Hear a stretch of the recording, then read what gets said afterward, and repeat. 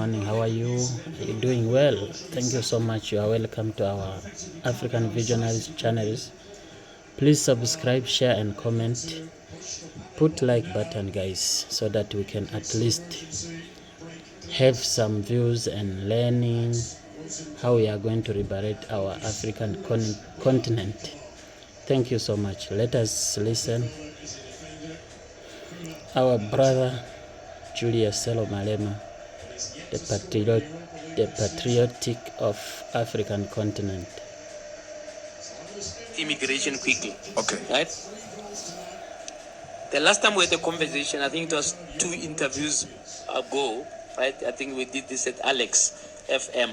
I asked whether or not, with all the correctness you may believe you have on how you are dealing with the immigration issue, is there a way in which you have rethought how you're going to repackage this thing as a communication message to the people about what your actual stance is on issue of immigration?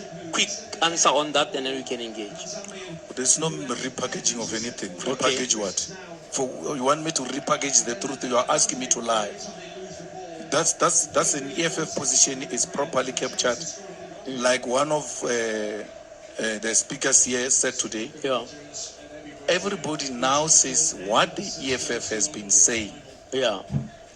I'm not going to follow that riffraff of KZN. A tribalist riffraff that has got no idea. Who's the tribalist riffraff? That those people who are marching every day. Oh, march and march. Yeah, and then because of that, I must change my position because of fools, illiterates that make no reference to any law, immigration law, nothing. When you ask them, what do you need in law to be changed to accommodate what you are saying? Yeah. They drink Intellis. And then Intellis must change me. That someone is smoking Intellis, and then I must change my view. Yeah. Those traditional herbs they take okay. when they march, when you ask them questions, and then that must make me change. I can't change this. There is no persuasive argument presented to make me change, except foolishness. And I'm not part of foolishness. I see some countries have said their citizens must be cautious. I think it's Kenya, 1 or 2 others, even Lesotho. Yeah. Saying that there's a lot of xenophobic and so. How do you deal with this whole issue, especially that is riling up other countries, our friends in the continent? We are not xenophobic. There is a group of fools sponsored by government to create an impression that was xenophobic, but the real issue is black on black violence to divert attention from real issues.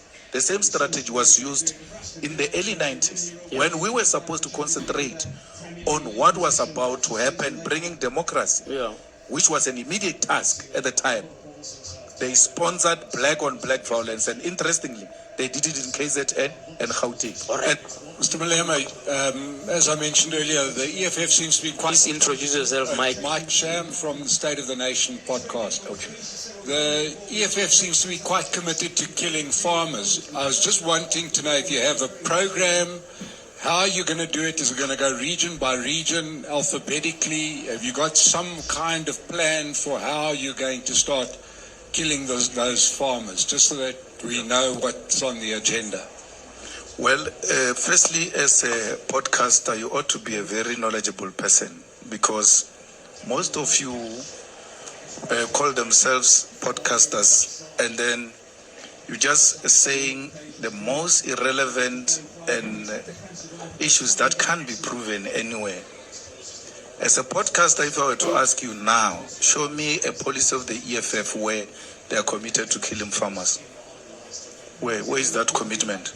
Where is that policy of the EFF? You are part of the problem because you are engaged in scaremongering.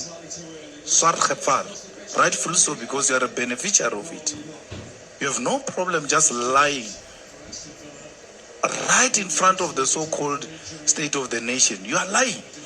There's no such a thing. The Constitutional Court, in relation to the song, if you are referring to the song, because you may not know, the difference between a policy and a song. That's white privilege, of course. People will not even think you will not know the difference because you are white and inherently informed. There's a difference between a song and a policy.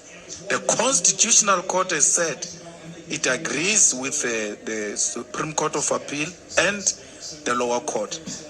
The court said, and it agreed with us, the originality of the song has never meant anything literal, and that the song has always referred to the system, not to individuals.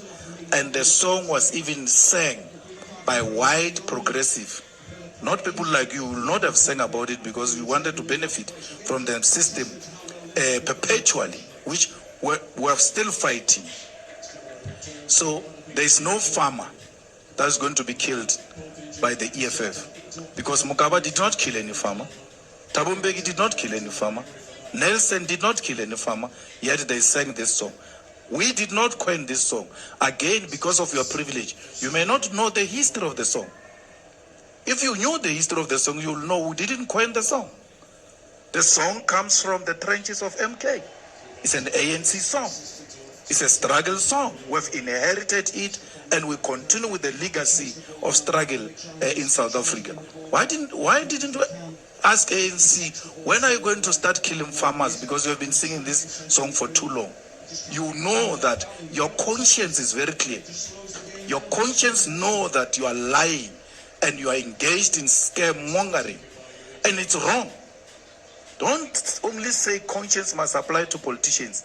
It must also apply to you, ordinary people, that you cannot go on a public platform and lie. You are not different from those who are going around saying there is white genocide in South Africa. There's no white genocide in South Africa. So please, as a podcaster, I've listened to you and I've seen how you engage your people. Come from an informed point of view. Don't come like you are politically informed only to realize that, no, you are just using your privilege to create an impression that you are informed when you are not. You are not informed. Your podcast is not a state of the nation. It's a state of swart gevaar. It's a state of scaremongering. If you want to kill a farmer, start with me. I've got more cows than you. And more cows than many whites. So don't think when we talk farmer, we talk white person. So you want to kill a farmer, start with me. The EFF will have to start with me. I'm a farmer myself. And therefore, why would I want to kill myself?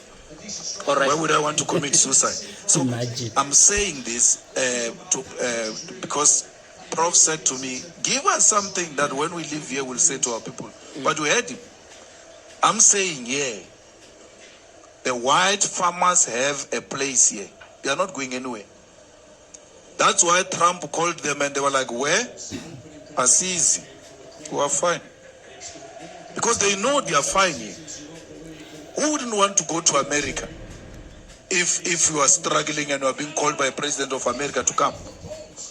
Those who left, they are on their way back because it has been proven that it's a lie. It's a complete lie. Also, the fact that they are white people who go around saying we want to chase away whites is not true. We want to kill farmers is not true. If I'm going to kill whites, I will have to start with the friends of my kids. And I will have to confront my kids because they're going to say to me, Dad, why do you kill so and so? Why? Because we have become one thing.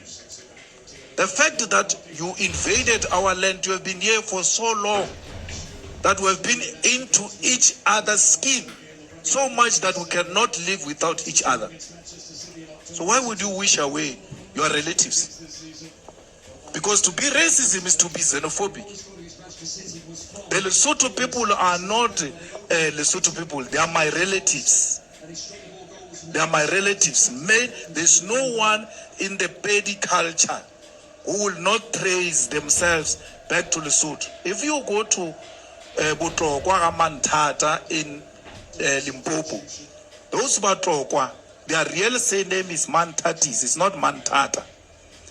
Because Mantatis, when she left Lesotho, she went to settle in Butrokwa. And she changed the surname, not changed it, just twist it around so that she can be accommodated in the area of Bapedi. And then that's why those Mantata people are called Batrokwaba Mantatis. So when you say the Lesotho people must be killed, you mean my relatives from Botrokwa must be killed. You mean the colleagues we work with who are white, their children and the comrades in the EFF, Carl Niehaus, must be killed. And I was saying to the EFF leadership that the problem with the EFF is that you have not gone all out there to recruit white people, progressive white people, to demonstrate to them that we have nothing against white people. It's just that we are calling out a system that privileged them and they're individualizing it because they want to perpetuate the privilege, and we're not going to allow that. All right. If being means hated by those who want to perpetuate white privilege and white supremacists, then let them do that. All right. Mike, retort. So then why don't you stop singing the song?